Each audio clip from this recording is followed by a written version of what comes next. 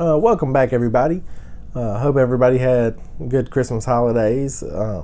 Super excited. We got to go on a couple vacations, and so that was nice. I had a good time with the family.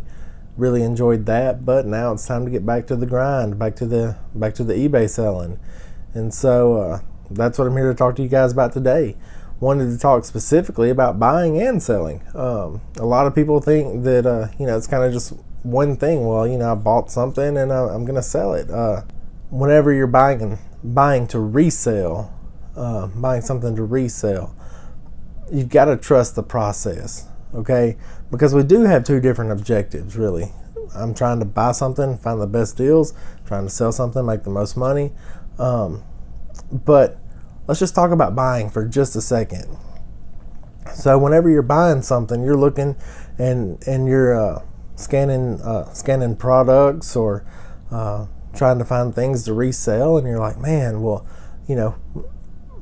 how do I know if something's worthwhile? How do I know if this is worth my time? So I have a 3 times rule.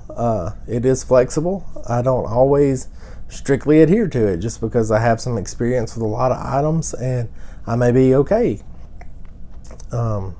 selling something that's not quite 3 times rule.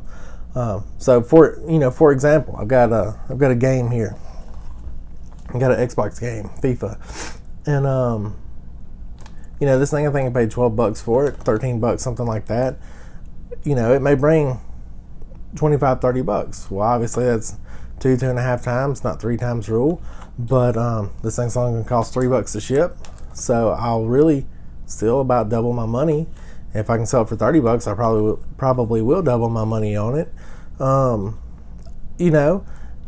And that's really the objective, is to double my money on each item. And then sometimes you have bigger items, like I got a Lego set here. I paid $7 for it plus tax. I got this at Walmart, so about $8. But something like that, if I follow the 3 times rule, I'd need to sell it for about $25. But realistically, it's probably going to cost me $12 to ship this thing plus fees. I wouldn't make any money. So it's like, well, you said 3 times. Yeah, that meets the 3 times rule, but that's really not what it's about, because you got to factor in shipping as well. With those things said, whenever we buy something, we've bought it and it's ours at that point. And so when it comes time to sell something, we've got to forget what we paid for them. And that's kind of difficult to do. The objective is to do more volume and not keep my money tied up. There's a time value of money associated with all these items. And as we turn them over, we get to buy more things. We get to make more money. If it sits on the shelf for 6 months, then it's not working. That's a bad buy. Where you really see this come into play is items that you have more than one of. If you've got 5 or 10 or 15 of them, or whatever it may be, and you're listing your item, and you're like, man, well, this thing's worth $25 to everybody, but then every now and then one of these will sell for $30. Well, do you really want to try to get $30 5 or 10 times when it happens once every 3 months? Like, no, you're going to be sitting on your product, and then it's probably going to tank in value or something like that. And then you'll end up taking a loss on it. So the objective is to turn over the inventory. So let's take the game, for example. I paid $12 for it. That put me needing about $35 for it. But let's say that all of them are selling for $30. I would be crazy not to list my game for $30. And you say, well, Drew, I won't make as much money. I won't hit my margin. I won't hit my 3 times rule. And I say, of course you won't.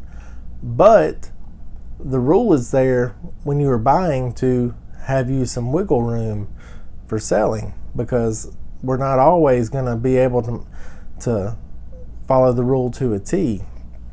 Sometimes we're going to need to be able to be a little flexible in our numbers. I'm not going to cost myself a $30 sale over $5 or over $2 or $3 or whatever it is. Because let's be realistic. If we sold this game for $30, shipping and fees would be $7. So I would still make $11 on it.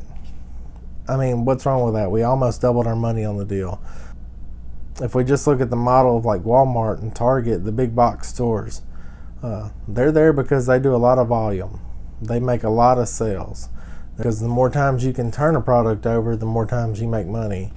And it's not about just trying to maximize every single item, because you'll be stuck with a lot of items and a lot of them will probably depreciate. And at that point, not only did you cost yourself a sale early on, you probably actually cost yourself money later on. But anyway, that's what I wanted to talk to you guys about today. Was just buying and selling and price memory. Don't let what you paid affect what you try to sell something for, because it's only worth what the market says it's worth. And just remember that, guys, and stick to your rules. Trust the process. Trust that you bought something at a good deal, and kind of forget about it. Just price it at what it needs to sell for, and you'll be okay, because you were diligent on the front end. And then, like I said, just know that you did a good job buying. You bought good stuff. You bought good items. Now it's time to sell. Hey, we gotta sell them. Let's sell them. That's what we're in business to do. So I appreciate you guys. Thank everybody for tuning in and listening. If you've got any comments, any questions, I'd be more than happy to talk to you guys. Just leave it in the comments down below.